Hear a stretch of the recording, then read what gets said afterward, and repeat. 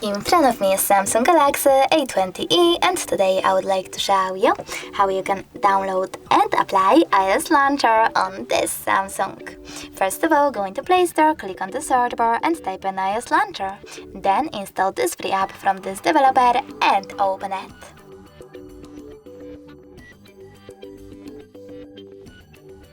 Now wait for the pop-ups to show, and when they do, choose Allow and Allow while using in all of them.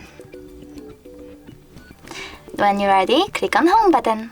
Now you need to choose iOS Launcher, tap on Always, and lastly tap on Got It.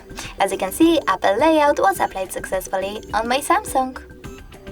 But you can always switch between your layouts by going into Devices Settings, then clicking on Apps section and clicking on those three dots at the top right corner. Following that, choose Default Apps and click on Home app. To go back into your default one, click on One AU Home. If you wish to go back to iOS, just tap on it over here. Thanks so much for watching. If you enjoyed this video, don't forget to leave a like, comment and definitely subscribe. Bye!